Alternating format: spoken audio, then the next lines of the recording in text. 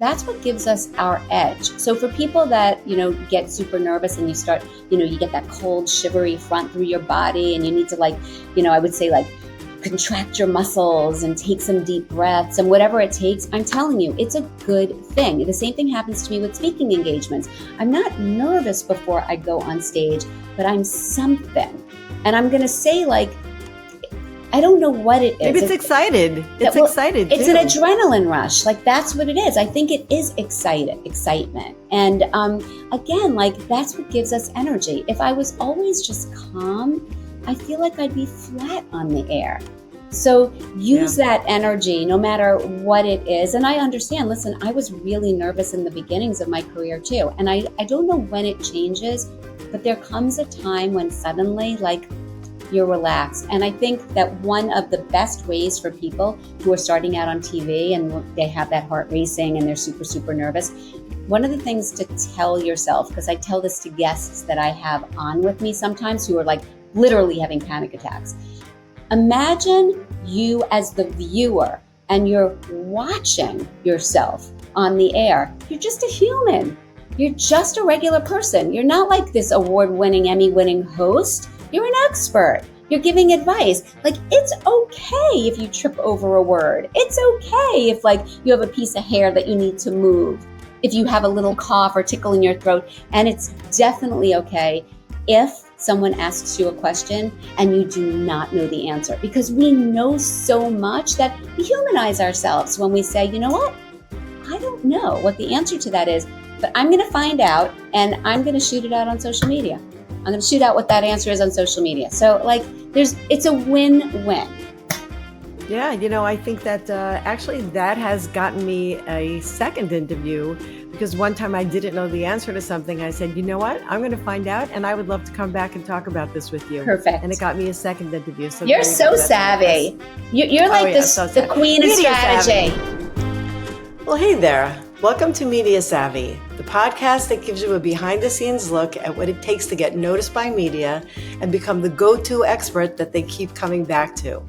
I'll be sitting down with successful writers, producers, and entrepreneurs to learn the tools and tactics they use to build their reputation and in turn boost their business.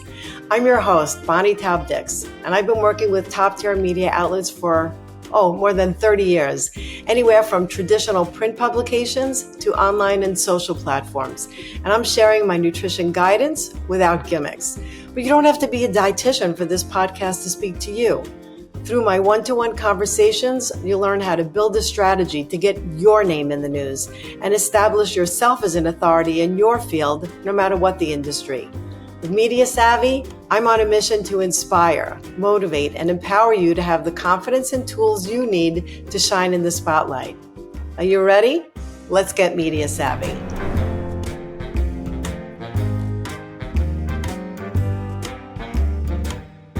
Media Savvy friends, today you're in for a treat.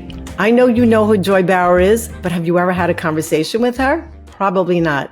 So get ready to listen to a side of Joy that you won't get from a TV episode. Let me tell you a little bit about her. Joy Bauer is a media dietitian, and she is one of the nation's leading authorities on health and nutrition. She is the nutrition and health lifestyle expert for Today's Show and the host of NBC's Health and Happiness. Joy is a #1 New York Times bestseller author with 14 bestsellers to her credit. She has served as the official nutritionist for the New York City Ballet for more than a decade. She maintains joybauer.com, a popular online destination for cutting-edge health information and thousands of delicious recipes. Passionate about delivering scientifically sound, that is so important, realistic information to millions of Americans, Joy has received countless awards, and when she's not dishing out health info or sharing tasty recipes on TV, you'll find Joy making a delicious mess in her kitchen or spending quality time with her husband, 3 kids, and her fur baby Gatsby. Joy, welcome to Media Savvy. Bonnie, thanks for having me. That was a lovely introduction. All true. Well, many of us started out in clinical dietetics and never dreaming of working in media, myself included, let alone being a TV star. So could you share a little bit about how you started out your journey in the field of nutrition and dietetics, like the earlier days? Yeah, the earlier days. And I should say, like, I never had aspirations to be on television. Like, even now, I'm sort of like, pinch me. How did this happen? It sort of fell from the sky. But I think it's important for everybody to know that I genuinely loved every single job that I ever had, no matter where I was. And I started in clinical. When I finished my graduate work at NYU, I worked at Mount Sinai Medical Center and loved clinical because it was like a playing field for a playground for learning, right? Like all the medications and the issues and the conditions. You were collaborating with so many different medical disciplines. I absolutely enjoyed every single day there. And so, first I worked on private floors, which was awesome because I was able to dip my toes into all sorts of medical conditions, whether it would be renal or gastroenterology, Crohn's, colitis, celiac, all of that stuff. I dealt with a lot of pre-post cardiac surgeries. So I really had the experience of lots of different things. And I was always drawn to pediatrics. I was pre-med prior to going to grad school for nutrition because I wanted to become a pediatrician. So always drawn to kids. I landed in pediatric cardiology and I was the director of nutrition for many years there, and really like got my sea legs.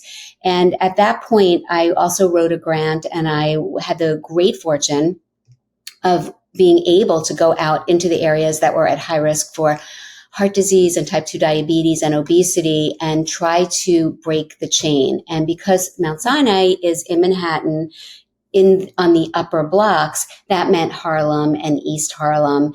And but it was kind of funny because I sort of became the mayor. Here I am, this, girl in her 20s, ponytailed, eager, young, naive, bopping around.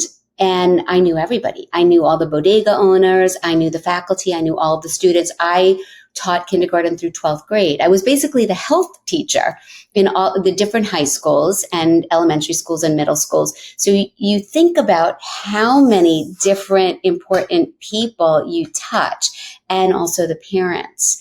And so it was just the most heartwarming experience ever. I was there for 5 years. And I also taught part-time at the School of Continuing Ed at NYU. I taught anatomy and physiology. I taught sports nutrition. So I dabbled in so many different types of jobs, and I love to write. So I was always writing. I was writing for free for all different newsletters. I joined the American Heart Association Committee, American Cancer Society, all the committees, and just like loved what I did and always busy and looking to be stimulated in all different directions, never dreaming of television, never looking to network, just organically networking really because, I have the gift of gab as you do, as we all do. Yes, we do. And television sort of came about in a roundabout way. So what happened was I was writing and writing. I was doing speaking engagements and honestly, just like giving it away for free all over the place. Not really, as long as I was able to support myself. Let me take off all of my beeps because I don't know if you're hearing that, but I want to be I don't hear them. Oh, you don't? Okay, good. Because I'm not sure. Oh, there it is. The do not disturb. Here we go. And so I got my first book deal. And it was Simon & Schuster, and they were doing the Idiot series and the Dummy series. And so I was an idiot writer, and I did the Complete Idiot's Guide to Total Nutrition. And it was at an amazing time. It was at a time where people were starting to take food, the power of food, very seriously. It wasn't just about eating a low-calorie diet to lose weight. It was more of eating the right foods and the right combinations to think more clearly, to increase your energy, to lower your cholesterol, to manage your blood sugar and your blood pressure, to, minimize migraine headaches, to promote healthy vision, like all of the important things. And so it landed on the desks of various producers. My first job my first television gig was on The View. And let me tell you, my nerves were a total wreck. My heart was racing a million miles a minute. I almost threw up on my food display. I mean, it was a bit of a a curse word insert here show. I'm like, I don't know if I'm allowed to say it, but like it was a crap Hey, you show. can say whatever you want. It was a real life shit show. And like, fortunately, I made it through the spot. And if you remember The View, there were 4 different hosts. I was on with 2 different couples who had different dietary goals, but were living together. I hardly had to say a word, but nonetheless, it's television. You're imagining like millions of people are watching, as they were. And it was nerve wracking, but I made it through. I kept it together, and it rated through the roof because people were really interested in the topic, and it was being at the right place at the right time. People weren't necessarily doing a lot of spots on television. And so after that, The View started calling me regularly, and then suddenly they created a position for me. And then from that, I also got a lot of airtime. I was the ABC girl, which is ironic. And I got a lot of airtime on Regis and Kelly. It was Regis and Kelly at the time. Now it's Kelly and Mark. She's gone through a lot of Kellyanne's. And the Today Show was tracking me. And so that's when the Today Show called me. And let me tell you, it was a real pinch me moment because I had grown up with the Today Show on, whether it was wallpaper or we were attentively watching it. But I felt like I knew everybody on the Today Show. I was, a loyal viewer. And that was just an amazing, amazing happening. And the Today Show, the first one went really well. And the rest is history. And now, then, they gave me an official position. And if you can believe, this is going to really date me, I have been the health and wellness expert on the Today Show for 17 years. 17 years. It's crazy. Well, yeah, it is crazy and it is wonderful. And, I know we have had lots of conversations together, but I never knew that our careers, except for the Today Show thing, of course, mimicked so many of the same things. I was assistant chief dietitian at Lenox Hill. While I was working at Lenox Hill, I also did writing. I also did TV. I did a lot of Lifetime TV at that time with Deborah Roberts. And it is so funny. And then people saw that. And then I wound up doing other TV shows. And then I wound up getting a book deal. Like a lot of the same kind of things happen. But I really think that it's so unique, that you have had this past, but you really had to work for it. I think that a lot of people see someone like you on TV and they think, wow, she's such a natural. She's so engaging. And, you really know how to speak in the language of your audience. You do a little dancing, you do a little cooking, but you're very engaging and you're very relatable. And most importantly, people trust you. And those are stellar traits to have and essential for someone who's welcoming an audience into their homes, because that's what that's what you're doing. You're coming into people's homes. So did you have any formal media training, or was it just your gift of gab, your personality, your style that then brought you to where you got to be? It's a great question. I've never had formal media training, but I almost feel like my entire career and trajectory was training for the media, right? Because I spent my entire earlier portion of the career talking and listening to real people in all walks of life, whether it be in groups, whether it be one-on-one. I did a private practice for a long time as well. And so, I really learned on the ground how to become an impactful communicator. And it's not necessarily different when you're on television. You have to meet people where they're at. Here's the difference with television. So when I would be, working with somebody one-on-one with pediatric cardiology, or teaching a group, whether it be graduate students at NYU or whether it be a classroom of kids who really know nothing in 5th grade in East Harlem, or whether it's one-on-one with somebody in a private practice. What I've learned is you have to listen more than you talk, right? You have to really understand what their needs are and how you can make a difference and be flexible and be realistic so that you can give them advice that could actually resonate and be helpful. And different people operate in different ways. Now, TV is really tricky, and it's sort of like doing keynote speeches as well. With keynote speeches, I have thousands and thousands of people in the audience, and everybody brings, a different set of needs to their seat. With TV, I have millions and millions of people that are tuned in, and it's going to range from, a woman named Betty living in Iowa who weighs 500 pounds, who has no means or resources whatsoever, can hardly get off the couch. But I also have a fancy pants cardiologist living on Park Avenue who knows everything there is to know. And I need to create messaging that is going to be important and eye-opening and useful to not only both of those extremes, but everybody wiggling in the middle. And that's really cool because that excites me. It keeps me fresh. It keeps me relevant.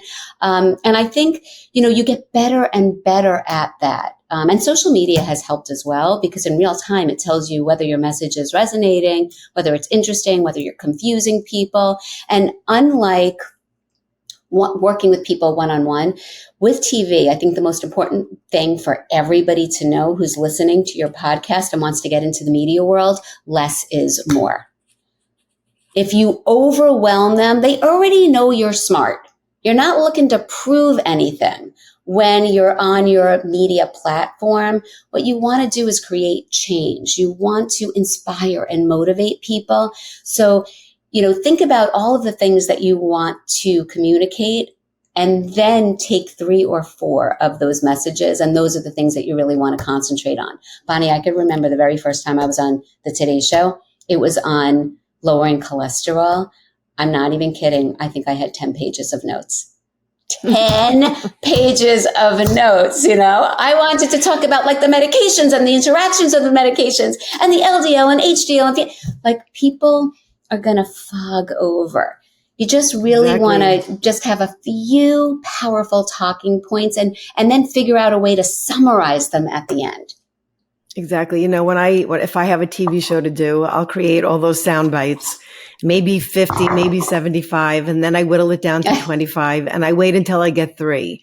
And those 3 messages, like this is especially when you're working for a brand, this, there have to be 3 messages that no matter what question you're asked, you are going to say those things in some way or another. You're getting those messages out there.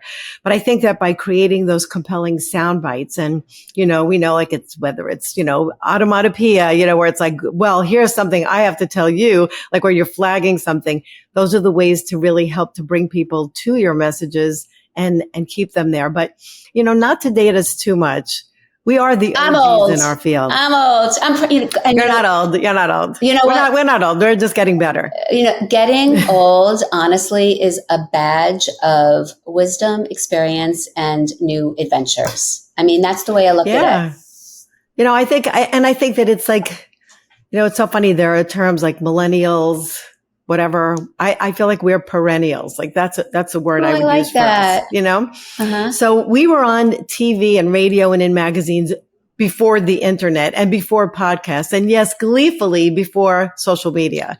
Although we can't, hear it, I'm sure people are gasping right now, but we did not grow up with Abraham Lincoln. But we had to shift our gears and keep up with what we needed to do and market our services and keep people informed. So I have so many questions for you about this, but you did mention social media. So what do you do when it comes to social media? I know you have a full plate. Do you scroll yourself? Do you post yourself? Do you write your own content? What do you think about social media anyway? Like, I know there's like 5 questions in there, but you're right. So, and social media, that's like a whole separate podcast. But I'm going to say, okay, social media clearly has its cons and its downsides, and they're very obvious, right? Like wrong people out there, wrong messaging, having great, big, huge platforms, also making people, especially I get worried about our kids. My kids are grown-ups now, but, making people feel bad about themselves because they're only seeing people out there having fun, all air dusted and brushed and, put through the filters. Curated. Right. But I embrace social media. And for me, it has been a true blessing on a lot of levels. So first, what I had mentioned earlier is that it sort of gives me in real time, a massive snapshot as to what people are interested in and what not so much. Like I'm able to track what does well on my end, what people are confused about, what people are DMing me about. It's a real conversation that I get to have, and it's exponentially increased my reach. And so I feel really blessed in that perspective. I think social media is a gift. In terms of whether or not I post, I'm very involved in my social media, but I give a huge nod and warm embrace and massive gratitude to an expert team that I have. You know, I'm in a position, and I know that this is a real luxury to have a team who I create all my own recipes. I then do all the raw footage and put do the filming for them. But then I send them to all the footage to my team who put the fairy dust all over, and they make the real magic happen. And so they have a tight ship that they run. They then, put together my week at a glance of what they're going to post. They will even put the blurbs together for me, and then I edit it. I edit everything. So and sometimes it's perfect. Like they know my voice. They get me. I've been editing for so many years that they're like 10 steps ahead of me sometimes. And so, yes, I'm not a figurehead. I am very, very much so involved in every single thing that I put out there. But I have somebody who spearheads, my editorial director, who's in charge of all of my columns and my articles and helps me with books and mans the website. And then I have somebody who helps me with food photography. I have somebody who helps me with all of my editing for my reels. And so I have a lot of help out there. Do I scroll? No. I wish I had more time. I am such a momaholic workaholic that I do not have time to scroll. But if I were somebody with more time on my hands, I would be that woman. I would be that person going down the rabbit hole. There's this amazing commercial of this guy, and he walks outside to let his dog out. And it's like this beautiful sunny day, and he has his iPhone or Sam's, whatever phone he has. And the dog goes out, and he goes into TikTok. And all of a sudden, the next thing you know, it's pitch black outside. And he's like, where's my dog? Where's my dog? Like that would be me. Totally. I just don't have the time to do it. But we have a very, very strong internship program, and I have 4 interns per semester. And one of their jobs that they do is constantly perusing, whether it be Instagram, Facebook, X, aka Twitter, Threads, and telling me, you know, what's trending, what's viral, what's relevant, so that they are my eyes and my ears, so that I know like what to jump on, you know, what to try out, what to do, because I do need people doing that for me. I just don't have the time.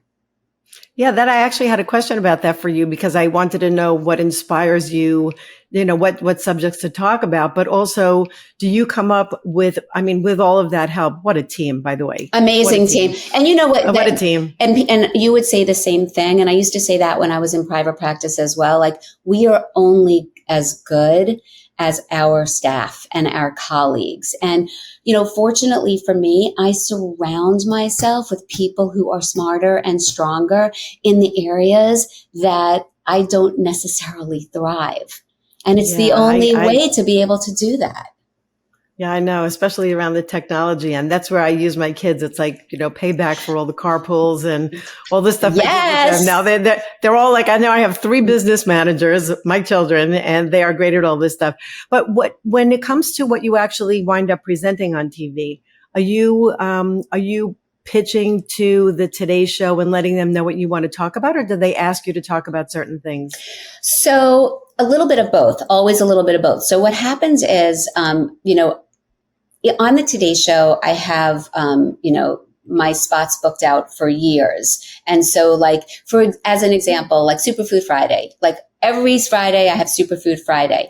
And the same thing, I have a syndicated show that I do on NBC, and that every Tuesday, well, it airs on Thursdays, but every Tuesday I know that I shoot my syndicated show. So what happens is in the syndicated show, I have full freedom. They tell me what the topic of the show is. And then I get to either do something completely out of the box, or I could do something that sort of like conforms to and fits nicely within whatever their theme is. And I don't even plan that because those segments come up so fast and furiously.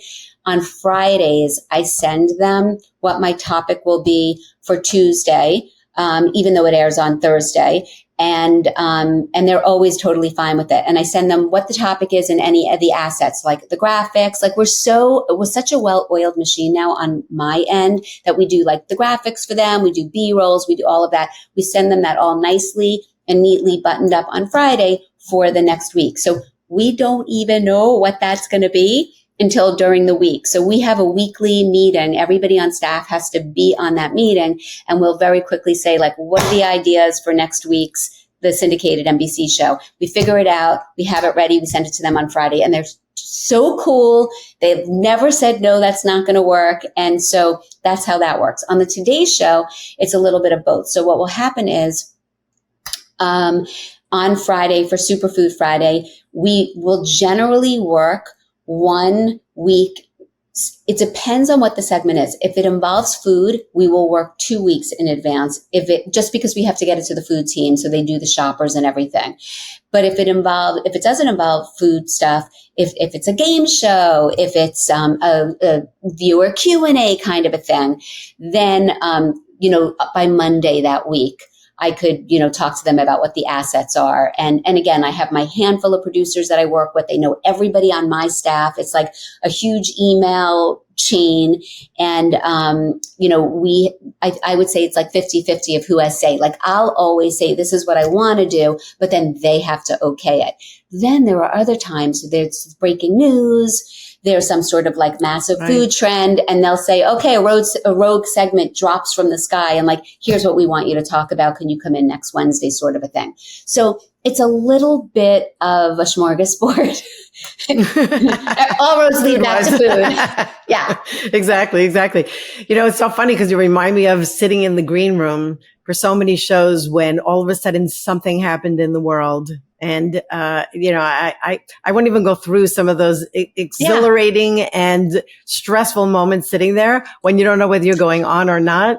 But when, I have been on the Today Show several times, and I know that there are other RDs that are on the show. How do they decide when to pick another RD? Is it because it's like not your day to be on? How does that work? No, you know what? Listen, there's like so many great RDs out there, and and so much information and so many moving parts. Sometimes it's just because like I can't make a specific date. I'm traveling for work. I have some sort of an other gig, or sometimes, it could be a sponsored spot, and it's like just, doesn't really feel aligned to, my brand or what I do. They're very respectful of that.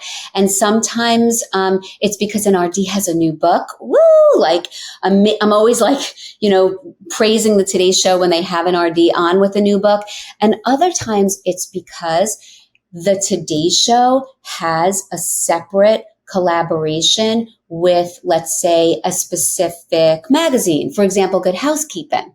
Yes. Like I love when Stephanie Sassos is on there because she heads Good Housekeeping, like the seal of approval, as an RD. So her and I love to hang out whenever they have her on in there. And that's just an example, because it could also be that, a brand has an RD on board and pays the Today Show a whole lot of money. Today Show loves the money.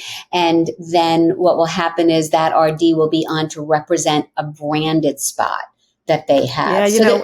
And one time when I was on Today Show, I went on with Family Circle magazine because they were doing a story on food labels. And because my whole book was on food shopping for healthy foods, they had me on with the magazine. So that actually, yes, I understand that. That was a great publication. Is it still, I think. I know. No. Yeah. And they had a great editor in chief.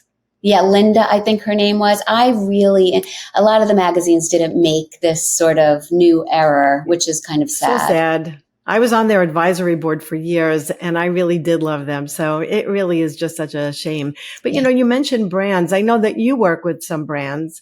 How does that work with today? Is that ever like a conflict of interest, or is it something where you're both working with the same brand? How does that work? No. So first of all, I'm super selective with the brands that I pick and choose. And, I don't do I do more like meaningful, longer term projects than for like a good example of that is LaCroix. I've been the national dietitian for LaCroix sparkling water for going on 7 years now. So and so now I also have, so I'm not like a spokesperson for things. For example, Beyond Meat. Beyond Meat brought me on about 8 months ago to be their nutrition advisor to help them reformulate in a more healthful, nutritious way their offerings, which to me was so exciting. The new ones. Have you tasted it? No, I was involved in I'm the one that bought in the avocado oil. Yes. Yeah. So I think it's great. So just last week, I made 2 different matzah lasagnas. We did a cook-off with using ground turkey and using the Beyond Meat. And my kids were here, so we all tasted them. It tastes great. I think it's a great change. I was glad to see that. We simplified the ingredient list. I swapped in avocado oil. We got rid of the coconut oil and the canola oil blend. Thank you. We diversified the proteins. So now we're using red lentils, dried peas, brown rice, and fava beans. So, hugely more healthful than they were before. Yeah. And I'm very, very excited about this. And they've been getting really like high, they've been well received at Fancy, and like all of the RDs are sort of like rethinking and embracing it now, which makes me so happy. So that was like a shorter term, bring me on to help from the culinary perspective and knowing, from a health perspective, exactly what we needed to change. So when I do endorsement deals, it's church and state. I never, ever bring anything to the Today Show. It's very, very separate. And they're okay with that. Yeah, because they're okay with you. Yes, because I think we have a very respectful relationship. They trust me. I trust them. It's longstanding, and they also know like I'm very selective, and I separate it. I totally separate it. Yeah. Have you ever been asked to talk about a popular topic that you are not crazy about talking about, like, a popular fad diet or something like that? Because I get pitches all the time. And even just this morning, I got, the most popular diet in the globe is the keto diet. Like, what happens with stories like that where you're not that crazy about the topic, but perhaps it's so popular that you need to present? So I'm really open to everything. And I think that,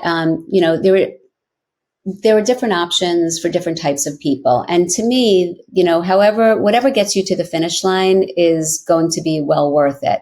And I do think that different personalities thrive with different eating styles, let's say. I like to present the pros and cons. I always like to be open. I'm not going to be a Debbie Downer. And, I think like people listening then could get a fair shake out of whether or not a type of eating plan is right for them. So I've never really shied away from taking something because I totally don't believe in it, because I do try to be open and not necessarily poke negativity at anything, because it's not a philosophy that I personally follow. Like, I don't follow the keto diet, but I think perhaps it could be helpful for some people. But in the one place that I do pass on when the show would have me come on is when, just as an example, there was an RD that was getting a lot of, what is the word?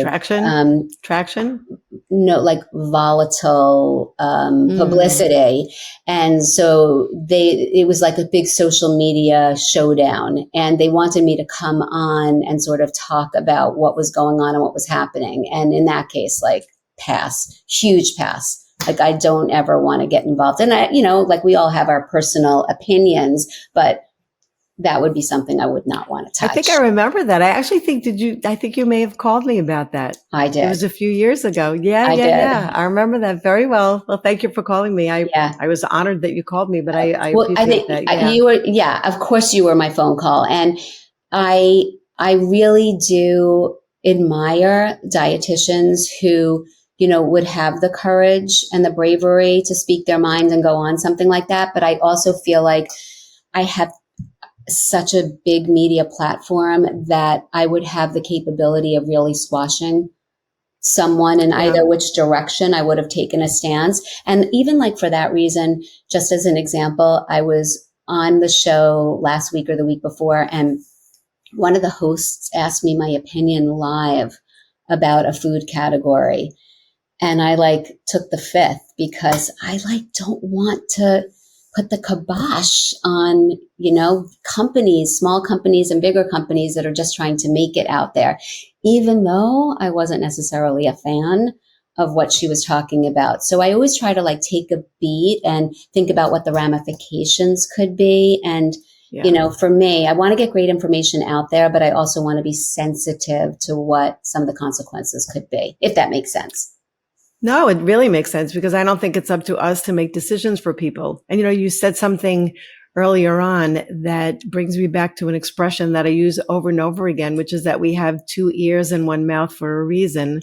And that's because we should listen more than we speak. So I think that with, something like that, I have a tendency to take very middle of the road approaches also. Not that I don't have opinions, and maybe off screen, I might voice my opinion to someone, but I do think that we have to be careful about what we say because things can't be taken back anymore. It's not like it's an edited piece where then you're taking it, you're cutting it out. Now, especially, I know when I do interviews every week for top tier publications, and I know that that's going online and that'll live online forever. So you have to be really careful about what you're saying. Oh, you do. Yes, you do. And to that point, I think that it's also important to remind people that we're humans. We're not robots. We're going to mess up, and that's okay. Some of my most popular segments have been me messing up big time. It's not about being perfect. Bonnie, I have fallen on my butt on national television off my high heels, not once, twice. And one time I took down Al Roker with me. No joke. Yeah, I have been thrown under the bus because a host didn't like one of my delicious creations, which then, by the way, turned into this Team Joy, it was Matt Lauer, Team Matt, and it was a whole entire war on social media. It ended up to be the best thing ever. It's so funny, do you know that my first big TV segment was also on the Regis Philbin show? And his wife was there, Joy, at the time. And it was such a rush before I went on, and I was representing a company and I didn't get a chance to learn about any of the recipes that they made. So I just made it up as I went along, and he tasted this blue cheese dressing and he said, "Oh my gosh, how much blue cheese did you put in there?" And I didn't even make it. I said, "Well, you could use less if you like it. I like a lot of blue cheese." You just had to go with it. But anyway, everybody seemed to laugh. Yes. Well, one thing that this reminded me of also, I had forgotten about this one. So I had a cooking competition on the show, and we flew in the three finalists to strut their creation, and had the hosts taste test all of the different creations. Well, how's about one of my guests that we flew in fainted? She was so nervous. Boom, down she went. It was, and I just kept talking and I didn't know what to do. And they wheeled her out from underneath. They tried to do a close up on me, and I think it was Katie. And then they dragged her feet out. And then I was so thrown off my game that then I ended up introducing the next finalist by the wrong name. Oh my gosh. Yeah. I'm sure we have a ton of stories. You just roll with the punches. You do a lot of laughing. I laugh at myself every single day. It's funny. I love that. I was once doing an Instagram live with someone who actually is a TV star. And she asked me to do this during the pandemic about, people who are like eating comfort foods and all this stuff. And while I was talking to her, she got a phone call and she said, "Oh, I'll be right back." And there I was like on her show by myself. And I was like, all right, well, look, as long as until she gets back, let's talk about this. And I just had to like wing it and make it up. But it was really. I would have started singing from chorus line. Oh yeah, if I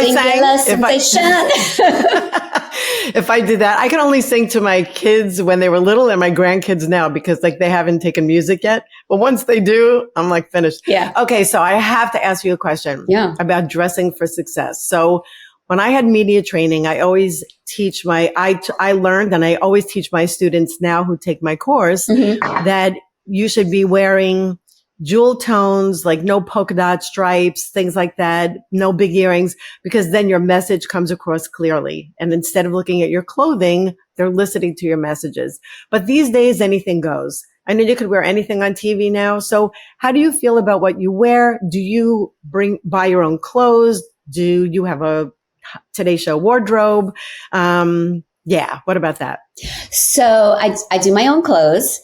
And I absolutely love clothes. I hoard clothes, but I am the most discombobulated, unorganized. I figure out what I'm going to wear the morning of, if you can believe, but I have like many closets in my house. I mean, and I try to always remember like the last time I wore something. My girls really luck out. We're all around the same size, like mutant size, right? Like 5 feet and desperately waiting for our growth spurts. But because I can't really repeat, I have to keep buying and buying and buying, which is like, I should say like it works perfectly for my personality. I'm a big online shopper and I just wear whatever I want whenever I want. But what I would say is, so I wear colors and glitz and things that, are noisy. I would say stay away from any kind of logos. That would be the first thing. The second thing is, if you're doing something for a brand, chat with the brand and see how they want you to dress as a representative for them. I think that that's really important. Like I'm my own person, so I could like go on there. The other thing to keep in mind is I'm kind of like a lousy person to ask about this because I'm on TV so often that if I have, a wardrobe fail, like 2 days later, I could like make it up with something a little more fabulous. So it's not really the biggest deal to me with what I wear, but I definitely don't abide by the rules of keeping it subdued and not being too loud and colors. Like, because I'm so small, I like to wear like bigger shoulders. I don't necessarily wear like crazy jewelry. I work with my hands a lot. So you don't want people getting fixated on your rings versus, the stuff that you're showing. So you have to think about who you're representing and what exactly people are going to be focusing in on. Your hands, is it going to be, your face? If it's your face, you probably want to be careful with earrings. One thing I will tell you is though that stay away from jingles because the dogs pick up on the jingles on the other side of the television. And so people are not going to be able to hear your message because the dogs start going crazy if your bangles are jingling and things like that. And I've learned the hard way because I've had a lot of viewers tell me that. Interesting. Yes, I know that when I work with brands, especially if I'm doing like a satellite media tour or something, I try to also ask a question of what the background is going to look like. Because you don't want to wear blue if the whole background is blue and fade into the background. Right, and then you're a talking head. Yeah. Like my kitchen is very white. And so I love wearing white on TV, but I can't do it when I'm in my kitchen because I'll blend right in. So, it depends on like what your surroundings are. That's like a very, very good point. But I think, like wear what's comfortable and also keep in mind that like things don't have to be new. I have things that have pulls in them, like sweaters that in real life don't necessarily look great, but on the air, nobody could see that. It looks like a brand new spanking sweater. So, you can wear things that really pop on camera, but not necessarily in person. I love to paint, so I happen to like to put on makeup. And when I used to live outside of the city, if I had a TV segment, I would always put on makeup myself, because if I was stuck in traffic and got to the station and was not able to get my makeup done before the shoot, I would look like I needed a transfusion or something. Uh-huh. So what about makeup? Do you do your own makeup, or do they do makeup for you? So I only do my own makeup for the syndicated show. And like during COVID, my NBC makeup artist gave me a tutorial, because before then I couldn't even put on lipstick. I was just so illiterate when it came to makeup and hair as well. But what happened was for 2 years, I shot out of my kitchen, like national and international TV. And so NBC, my makeup person there, gave me a tutorial on like the least I needed to know. And what I will tell everybody is powder is your best friend when you don't know how to do anything else.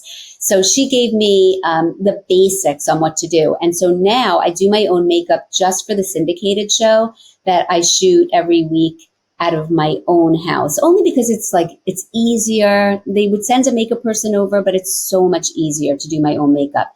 For the Today Show and for other things, I should follow your lead, but I just show up. And I call them magic chairs, because honestly, if you saw a before and after, it's like night and day. Even if you looked at the before and after of me doing my own makeup for the syndicated show versus the way that they do it at the Today Show, I mean, they just have the fairy dust, truly. I know. And so I don't have any backup.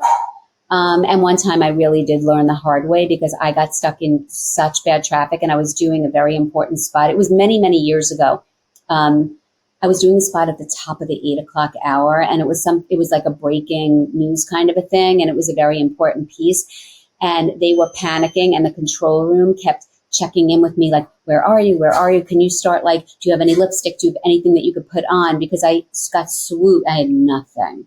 I got swooped from the car service right into the studio, and they were trying very quickly to like paste me together while I was in the chair, and it was like they had 20 seconds to do so. I looked horrid. I sounded smart, but I looked so horrid. It was crazy. And you would think that I would have learned from that, but I didn't.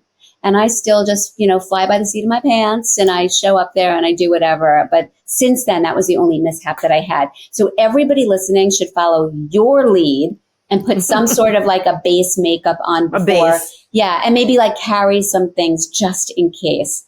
Powder, yes, always powder. Case. Yeah. Yes. And lipstick. And lipstick. Yeah. But I don't, but yes. They should. That's important. That's important. Earlier on, you mentioned something about being nervous for your first segment. And I know that some people are still surprised that there are things that I do on TV and for media where I still do get nervous, like doing a satellite media tour where, you're standing there for 5 hours. And it's funny because I remember once doing a food demo, and it was for California avocados. And they wanted me to give this presentation in front of journalists, and they wanted me to cut a third of an avocado to show that a third is a portion size. And I am a kitchen klutz. Forget it. I could cut and burn myself all the time. So I went down to the room where I had to do the demo, and I cut a third of an avocado with this giant knife, and then I shoved it back into the avocado. Oh, brilliant. Brilliant. Yeah. And then I went back upstairs, and then when I had to come down, it's like, oh yes, here's how you cut the avocado. And it looked like it was just sliding right through that avocado, but it was already done. So do you ever get nervous before you do a segment? And if you do, how do you talk yourself down from the proverbial ledge to get calm? So I don't get nervous anymore, but I get excited and I get an adrenaline rush. And I think whether it's nerves or excitement or adrenaline, it's uber important to have something, because that's what gives us our edge. So for people that, get super nervous and you start, you get that cold, shivery front through your body, and you need to I would say contract your muscles and take some deep breaths and whatever it takes. I'm telling you, it's a good thing. The same thing happens to me with speaking engagements. I'm not nervous before I go on stage, but I'm something. And I'm going to say I don't know what it is. Maybe it's excited. It's excited. It's an adrenaline rush. That's what it is. I think it is excitement. And again, that's what gives us energy. If I was always just calm, I feel like I'd be flat on the air. So use that energy no matter what it is. And I understand, listen, I was really nervous in the beginnings of my career too. And I don't know when it changes, but there comes a time when suddenly like you're relaxed. And I think that one of the best ways for people who are starting out on TV and they have that heart racing and they're super, super nervous, one of the things to tell yourself, because I tell this to guests that I have on with me sometimes who are like literally having panic attacks. Imagine you as the viewer and you're watching yourself on the air. You're just a human. You're just a regular person. You're not like this award-winning, Emmy-winning host. You're an expert. You're giving advice. Like, it's okay if you trip over a word. It's okay if like you have a piece of hair that you need to move, if you have a little cough or tickle in your throat. And it's definitely okay if someone asks you a question and you do not know the answer, because we know so much that we humanize ourselves when we say, you know what? I don't know what the answer to that is, but I'm going to find out and I'm going to shoot it out on social media. I'm going to shoot out what that answer is on social media. So like it's a win-win. Yeah, I think that actually that has gotten me a second interview, because one time I didn't know the answer to something. I said, you know what? I'm going to find out and I would love to come back and talk about this with you. Perfect. And it got me a second interview. So you're so savvy. You're like the queen of strategy. Savvy. No, you're like the queen of strategy, really. And that comes from experience. Yes. Well, I think that experience is the best teacher. And what you're saying about nervousness, when that changes to excitement, I think that a lot of that has to do with confidence.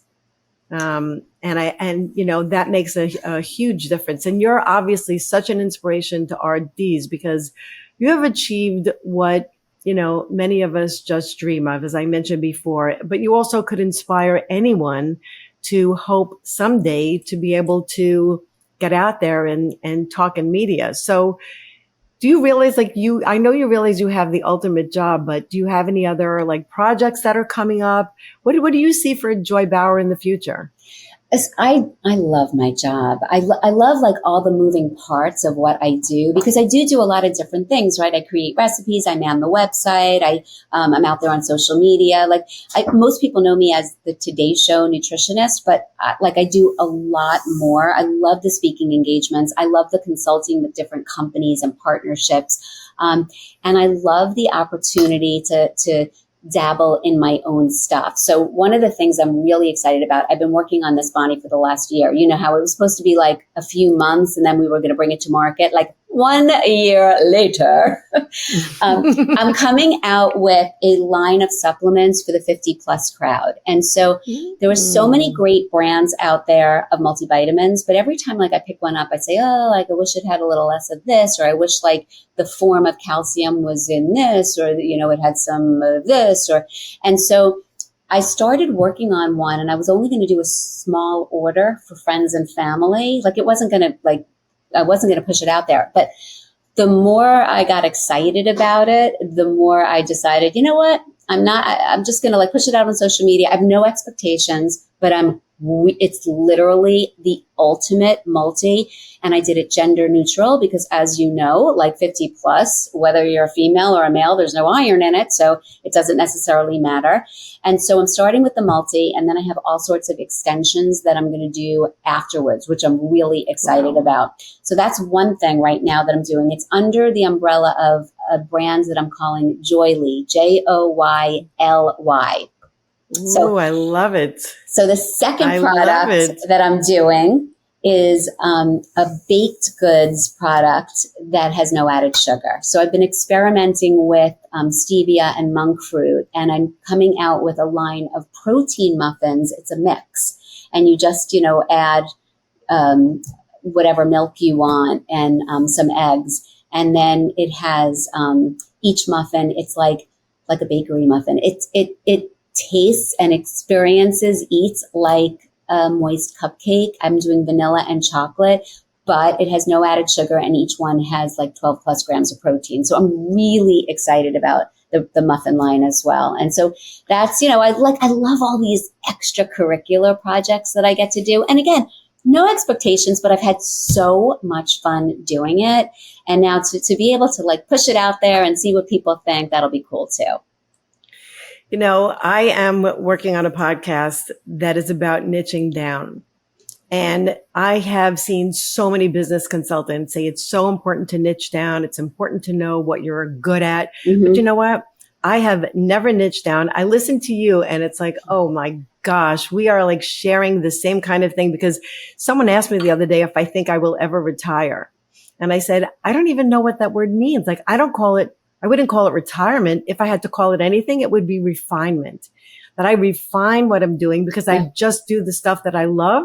But as long as you could do it well and you still get excited about it, how could that be bad? I knew you'd be working on some things. Oh my God, we love what we do. And like the greatest part about this field, listen, I know that this is supposed to be about media, but really this field is evolving like every single day. And so, people think like, what is my dream job? Your dream job might not even be invented yet. Like next year, there could be like 7 more things, like between technology and AI and like all of these cool emerging branches within the healthcare field. It's very exciting. And I love technology. I'm like a gadget geek. I'm a science geek and a gadget geek. Oh gosh, no, not me. I leave the gadgets to other people. That I don't really That's like me. that much. I'm still old-fashioned. Okay, good. You have a question? Well, you come sit on my lap. I'm going to tell you everything. I'm coming. All right, I'll be over in a little while. Lastly, I really don't want you to go, but I know you have to go. But I have 2 more questions to ask you. What I like to ask all of my guests is, if you could have changed anything in your past, advice that you wish you received when you first started, what would that be? Oh,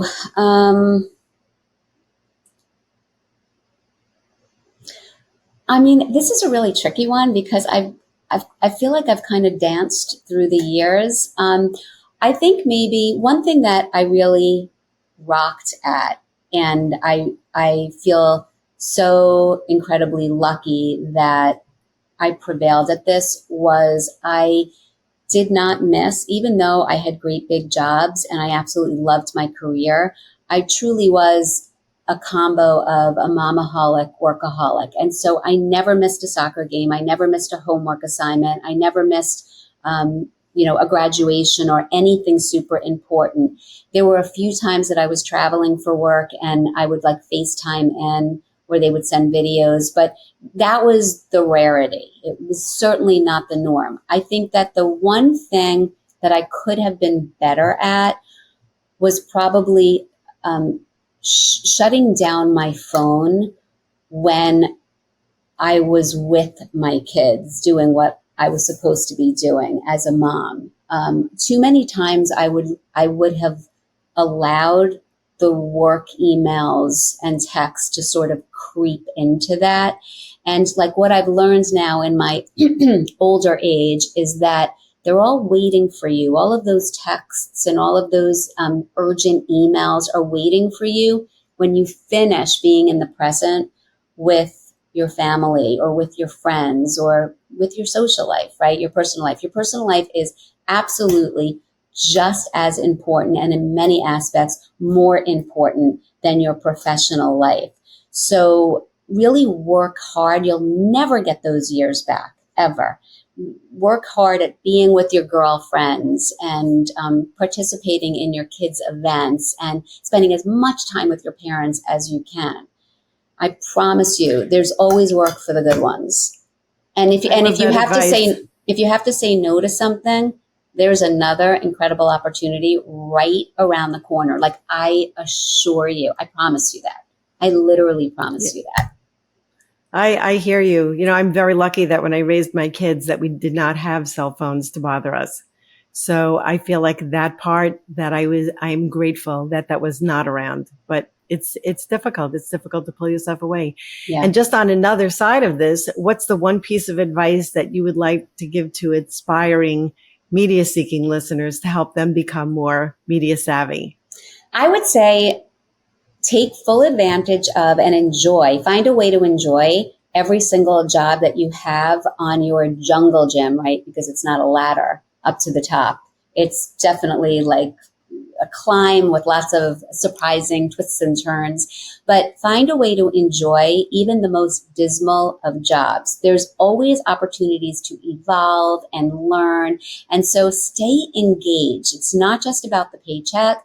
It's about your learning curve. And, even when I was working at the hospital, I volunteered for their free newsletter. I would ask if I could go to grand rounds with the doctors. And you never quite know where these things lead you, because a lot of people think they want to be on television and they want media, but like suddenly you're enamored with a whole new career path because you had open eyes and open ears, and you sort of took advantage to the exposure that you were around. Well, I am just beaming. I could not agree with you more.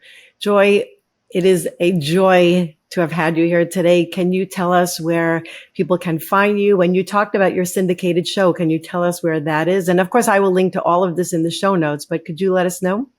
Well, so the syndicated show is tricky because it is in different time zones and places depending upon where you are around the country. Actually, it's global. So that's a tricky one to answer. But I would love everybody to follow me on social media, on Instagram, and on everything except for Facebook. It's at Joy Bauer, JoyBauer. I try to read every comment, every DM. So if there's a question that you have, or if there's a comfort food that you or your clients or your mom wants me to recreate, bring it on. I will get busy in my kitchen.